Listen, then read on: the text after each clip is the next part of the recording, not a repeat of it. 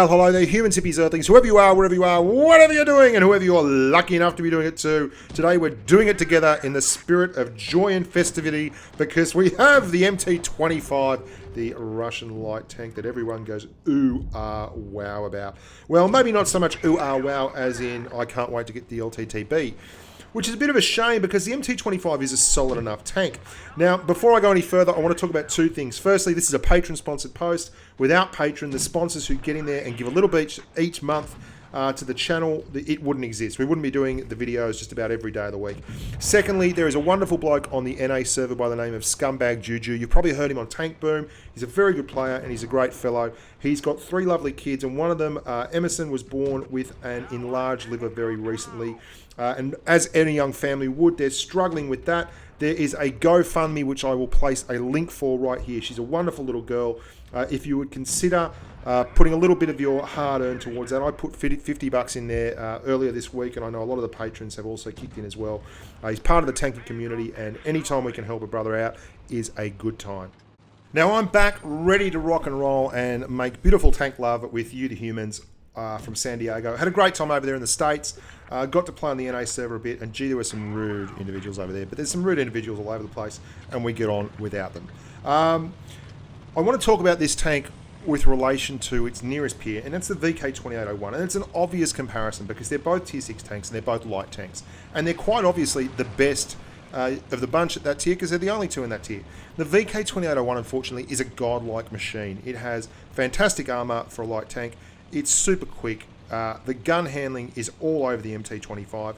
It's just a better all-round vehicle. And that's unfortunate because the MT25 cops a bit of a flogging in the comparison stakes.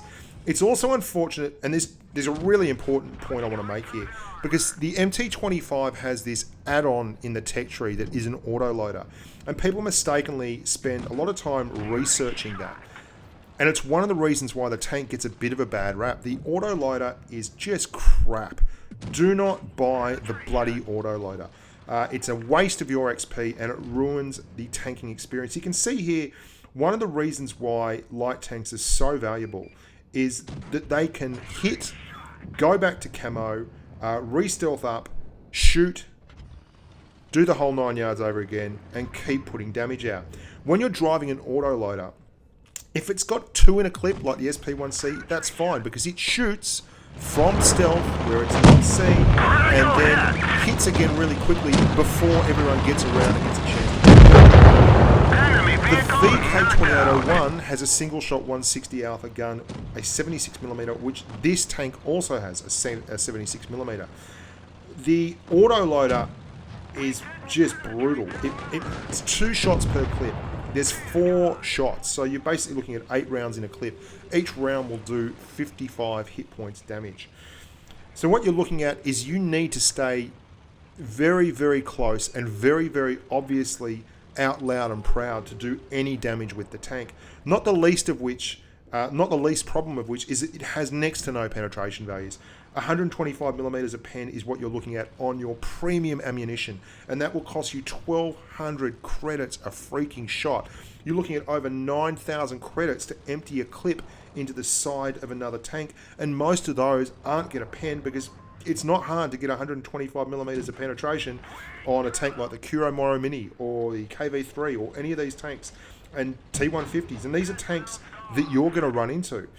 So you end up in a situation where you've got a tank that's got this theoretical DPM, which is lovely, but in actual fact and in practical use, the DPM is nowhere near that. You don't hit with every shot, and it's a very, very rare situation where you will hit with every shot, and it's really not worth pushing down that road.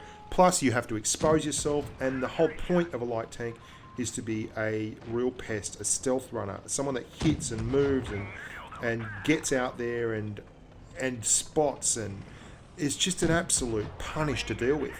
And with an autoloader, you have to expose yourself the whole time to get your DPM in the game.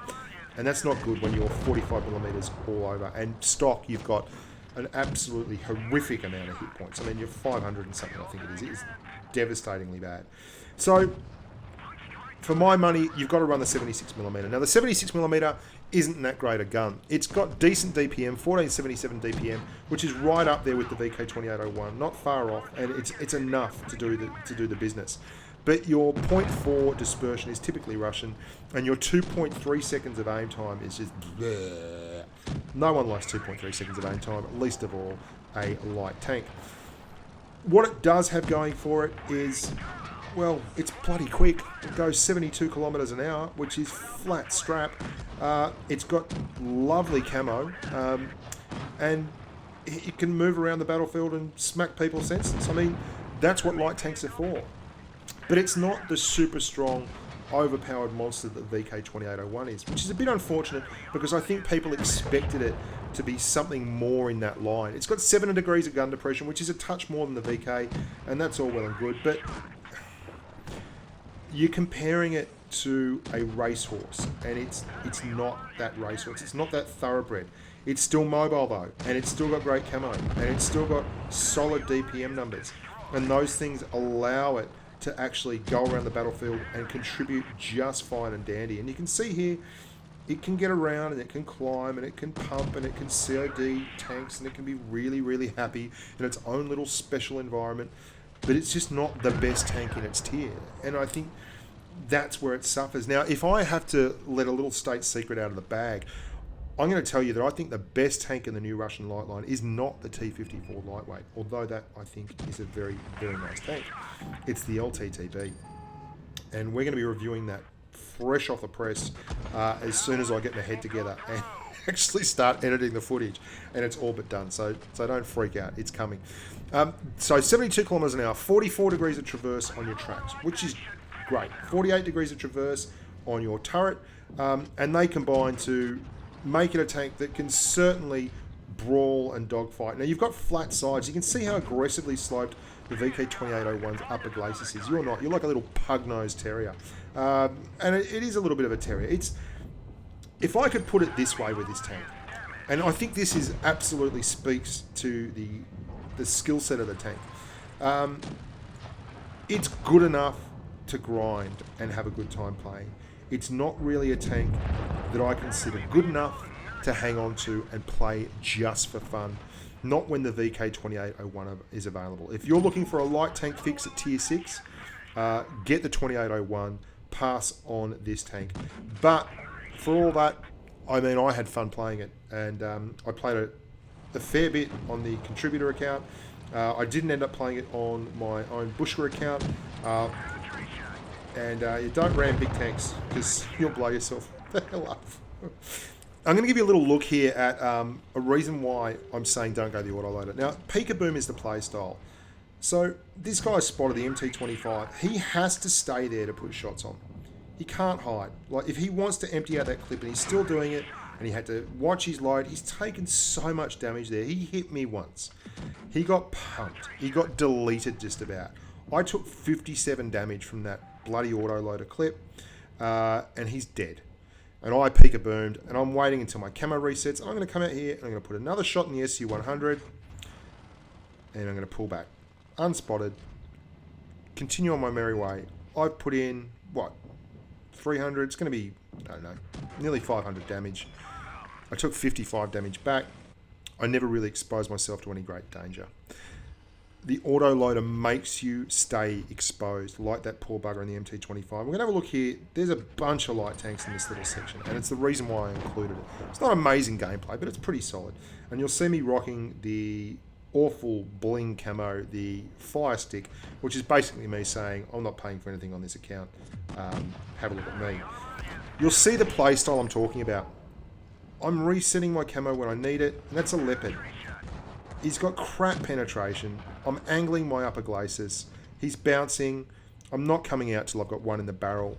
The leopard managed to put a couple of shots in. He got punished for it again.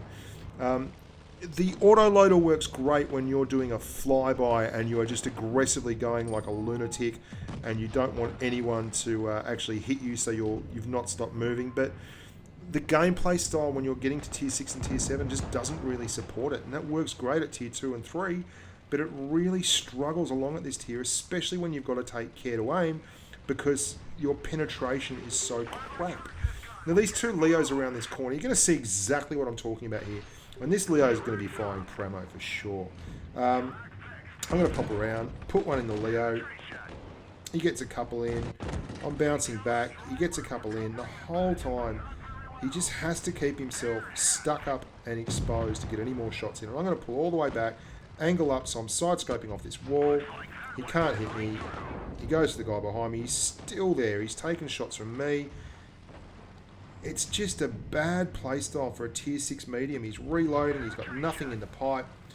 He's still on the reload. He's absolutely screwed, and it's all over for the Leo. So I hope you enjoyed that, guys. I think it's a really important point to make with the tank. The tank's good enough to be successful if you drive it with any form or any modicum of intelligence. And you can see I'm constantly resetting or moving back and peekabooming and firing and hiding and then moving back and firing and hiding. And that's how you roll a light tank. You roll it like an absolute pest. You don't roll it by standing in front of tanks with low penetration guns and constantly getting built. I mean, that guy's running a howitzer on that Cromwell. I mean, this is the silliness that you can't afford to take part in if you want to have fun in a tank. I mean, occasionally you can have fun with that. But you can see there, we've taken no damage that whole encounter. And we've pumped him. Absolutely pumped him. The autoloader doesn't work like that because you need to aim when you've got no penetration value. And you need to aim because you don't want to be spending 10,000 credits for every clip that you pump out. I might have got that wrong. Check. Let's not fact check. It's a fact-checking amnesty today, boys and girls. I'm Bushka on Blitz, and as always, if you consider sponsoring the channel and becoming a patron, it would be fantastic, and it helps the world go round for me here. It really does. It's a whole new age as far as I'm concerned. There's lots of cool stuff coming down the pipe. There's an awful lot on this latest patch. There's going to be some official wargaming stuff in the near future. I'm just really excited to be back in Sydney, pumping out the content and talking to the good boys, girls, and humans, whichever way you want to fall on the side of the gender ledger. I'm Bushka on Blitz. Look after your families and stay safe on the battlefield.